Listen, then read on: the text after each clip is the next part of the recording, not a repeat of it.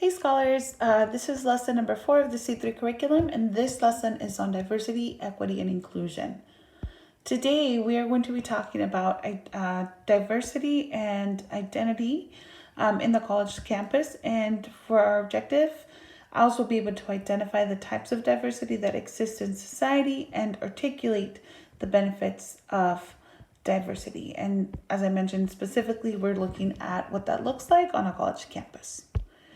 Before we go into our key points, I just want to briefly say why it's important to discuss diversity. We're not trying to discuss diversity to try and prove that any one thing or any one entity or any one person or race or anything is better than any other. That's not what we're trying to do at all. We're not trying to point out flaws or make it look like that there's one specific group that is better than the other group or anything like that. We simply want to note that it's important to recognize and acknowledge that there's differences between us and what those differences could look like and what we can learn from those differences. So just keep that in mind as we do this lesson, that we are not trying to promote any sort of specific group. We're just trying to say that there's different groups in different areas, and each of those groups bring value and perspective that is unique and important, especially or specifically to the college campus. So I'm going to look at some key points here. What is diversity? Well, diversity includes all the ways in which people differ, including the unique characteristics that make one individual group different from one another. And then to talk a little bit more about this, we want to talk about the characteristics that create diversity in society, and then specifically the difference between race and ethnicity. So first, let's look at some of the types of diversity that exist in society. This is not all of the types, but here are some examples. There's diversity in gender and sexual orientation and culture and religion, in thinking styles and ideas and perspectives. There's diversity in experiences and values. We talked a little bit last week about core values and what that meant for us. And there's diversity in learning styles. So people may have different ideas around these areas, or they just may categorize themselves or consider themselves to fall within different categories or different groups around these areas. Here's some more additional ways that we can think of diversity. We could think of diversity in terms of race, ethnicity, geography, socioeconomic status, age, language, academic and physical ability, education, marital status, and physical appearance. All of those things center around diversity, or all of those things can create diversity within our groups and our communities.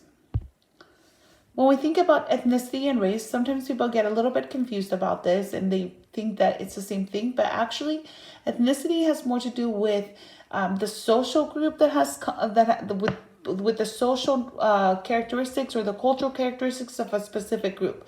So for example, the holidays that you celebrate, or the music that is traditional to your culture, or the foods that are traditional to your culture, the customs, the way that you greet each other, all of those things have to do with ethnicity. Race has more to do with the biology of who you are. So it's specific physical characteristics such as the color of your skin, the shape of your eyes, the color of your hair, your height, all of those things that we can find general trends within groups are all part of race. It's more of the physical, biological things that make you different from other people. So here are a few things to consider within race and ethnicities. If you're thinking about race, you're looking at differences in skin, hair, facial, body, physical things. If you're looking at ethnicity, you're looking at differences in language, religion, customs, traditions, foods, etc. So going back to our list of diversities, as I was mentioning, diversity can exist within lots of different areas. It's not just your race, it's not just your ethnicity, it's not just only your sexual orientation. I mean, your religion could be a way that you are diverse, your learning style, your idea, your perspective, all of these different things, your language, your marital status. And like I mentioned, there's actually more. But all of these things help us to create diversity. Diversity is something that is very important for a lot of colleges because being able to have a diverse community creates a community within college or really in any aspect of life, in the workforce, where you can consider different ideas and different perspectives and look at things in ways that maybe you wouldn't be able to look at them and different viewpoints. And so that is really important. And I want to show you a quick video of how Princeton University is bringing diversity to their campus. A lot of schools do this in different ways. Here's just one example. But if you're interested in a specific school, I would highly encourage you to go on YouTube or even the school's website and try to find what they do to help foster diversity within their campus. So here's one example of what Princeton University does. Princeton is absolutely a leader around diversity and inclusion. Diversity is so important because we need so many more diverse students, faculty, and staff here that will not only enhance Princeton, but help Princeton to continue to grow. We have a president who gets it. We have senior leaders who get it. They understand that this is a priority, and there's been an incredible investment all across campus towards this effort, because we know the importance of all members of our community, from students to faculty to staff to our alumni and visitors even, to feel that they are part of a community that is caring, that is inclusive, where they can be valued contributors to the overall mission of excellence.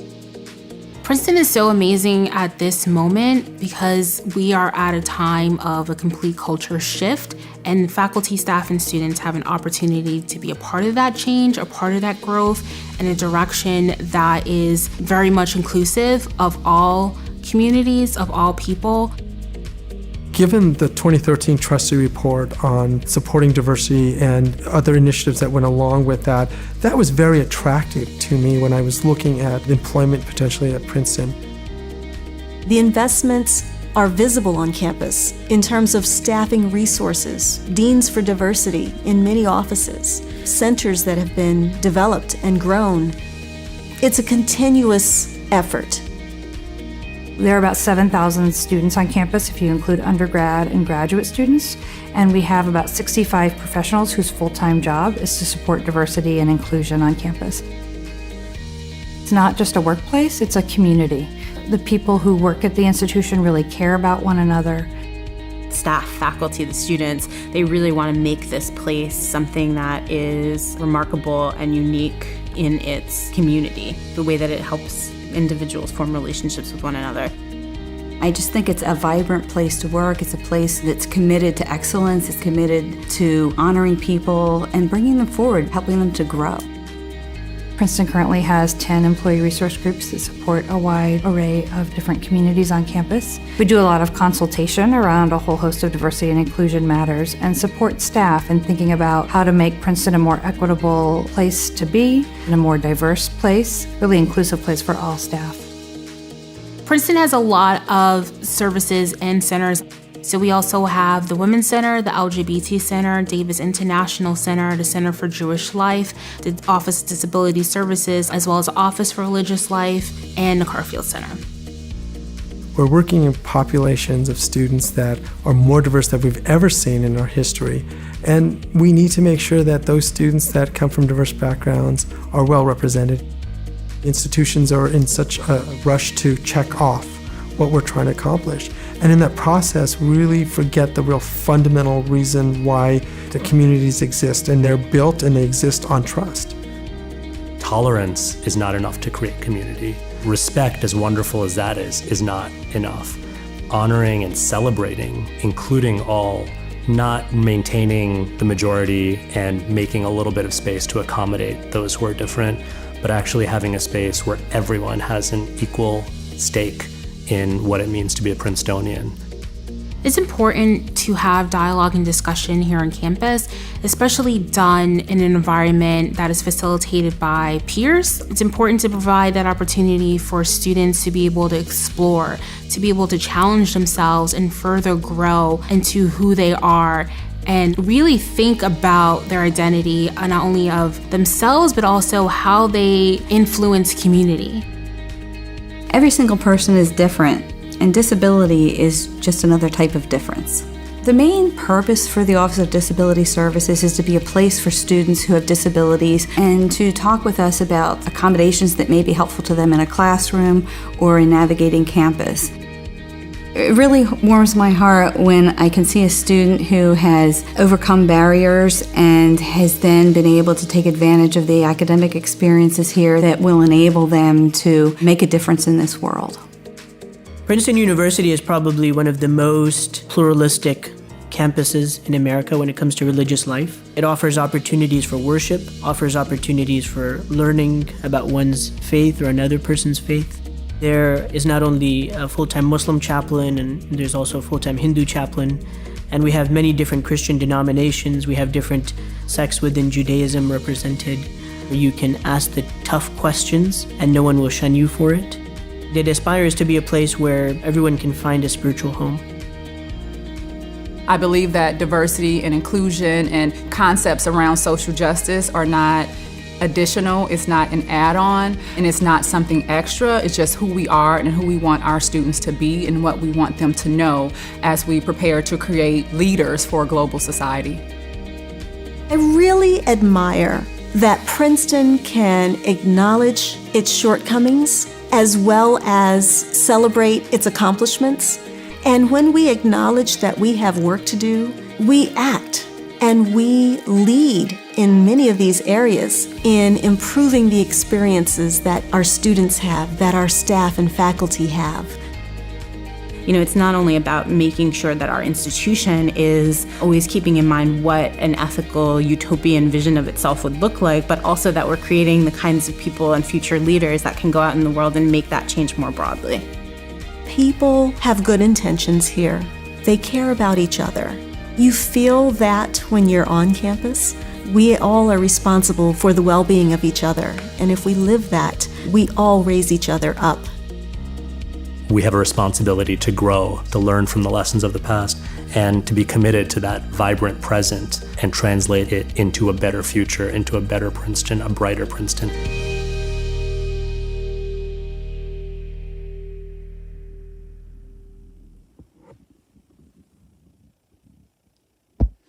Okay, so I want to jump right back into our last thing here by looking at the exit ticket.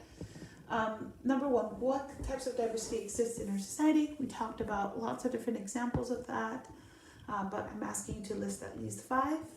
Number 2, in what ways is diversity valuable, beneficial in your education, your school now, and in college? So really think about why diversity could be important and how it could really contribute to your college experience, as well as even your experience in the workforce and life in general after college.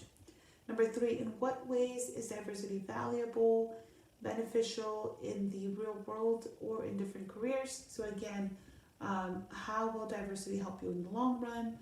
And what will it look like for you as you go into your career as an adult?